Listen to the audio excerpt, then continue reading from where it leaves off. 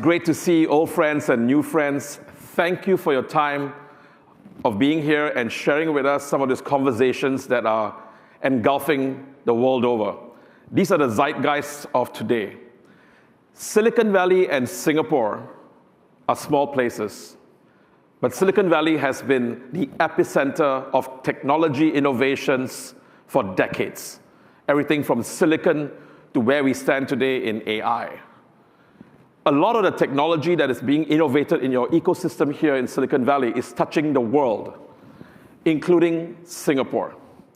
I wanted to share with you before we kick into today's programming, to share a little bit about how we in little Singapore in Asia are thinking about how do we position ourselves in the big opportunities that AI brings to us.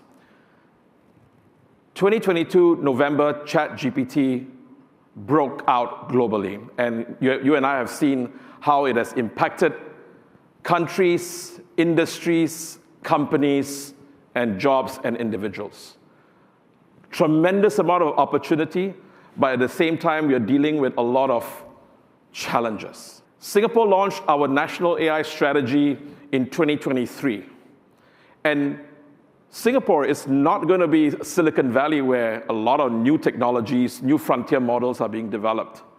But we want to be that location that adopt these technologies responsibly for public good, to drive the digital economy, and to drive the digital society in a sustainable fashion, such that everybody benefits and we leverage technology for its good, to drive the economy and to drive inclusion in society. Let me just give you a couple of flavors of what this strategy entails. And IMDA is the agency implementing a lot of these strategies that we talk about. One big part of our strategy is to ensure that we build a vibrant technology sector and hub in Singapore, where we welcome technology companies from around the world to set up operations, bases, R&D, and product development in Singapore, but also to grow a vibrant startup ecosystem in Singapore for the world. We've been quite successful on that front over the last 20 years. You can't compare that with Silicon Valley in terms of absolute density, but at least in Asia, we are emerging as a credible technology hub. That's the first part of the strategy.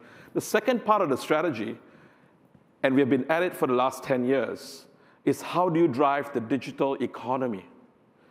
Because digital technologies and AI are great technologies, but they are enablers to drive a lot of innovation as a horizontal in every sector, in every job. How do we enable our ecosystem for every industry, whether you're in manufacturing, finance, consumer industries, or the media industries, to leverage these technologies, transform their businesses, and remain relevant globally? We are a small country, and we have always operated that way. So digital adoption is a huge driver for us, and it's no different in the Gen AI world. So second pillar is really around adoption.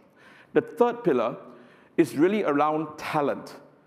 We're a population of 5.56 million people, and we have a workforce north of 4.5 million people. We're a small economy. But we need to ensure that everyone is uplifted, and we have put in place various strategies to create AI creators, researchers at the frontier of technology developing frontier solutions. We've come up with programs to drive AI practitioners. These are technologists who can build and deploy enterprise-grade AI systems at scale to drive our transformation in Pillar 2. And now we have embarked on how do we uplift the entire workforce to use Gen AI tools in a responsible manner, whether you're a HR professional, a financier, a marketer, or a lawyer. And we're going to do that across all occupation types in Singapore, where the government will lean in significantly to provide facilities, education, curriculum in partnership with globally leading companies to enable and upskill the entire population. So Pillar 3, talent, we're calling it a National AI Impact Program. The fourth pillar is around infrastructure, and today we'll be talking about that.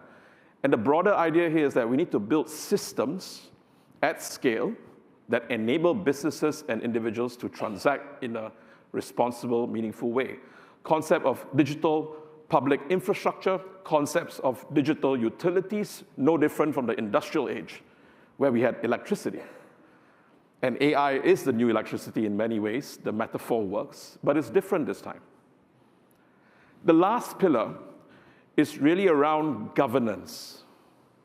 And that is not a pillar in itself, it's an enabling platform that drives everything.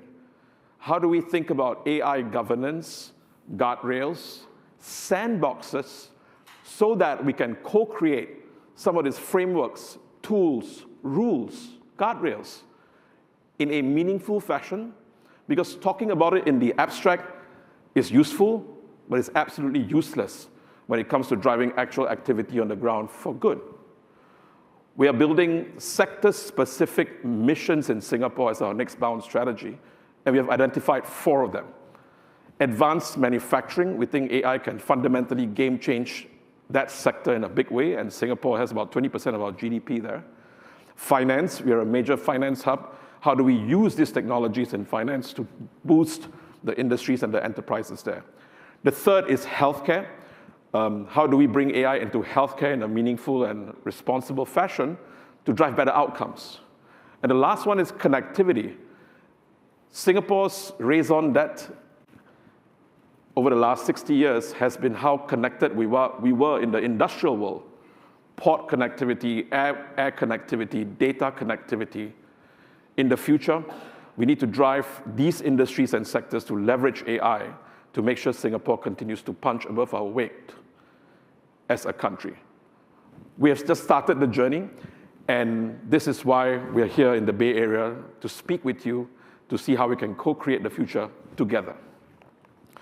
At Infocom and Media Development Authority, we have 4 key roles, as you see over here. We are everything from a developer, a regulator, a social leveler to drive inclusion, as well as a digital diplomat to engage with companies and countries around the world so that we can do this in a connected fashion, responsibly moving forward.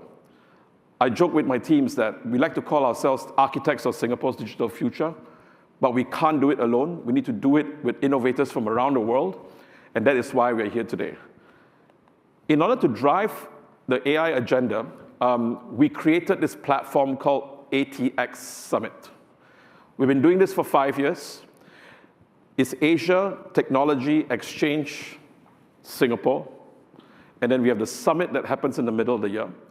We have ATX Inspire, where global leaders like Jensen Huang, Sam Altman, Li Feifei, and many others that you see on the screen are coming to Singapore to have those conversations, not just conversations, but structuring partnerships to bring a lot of the ideas that I talk about into fruition.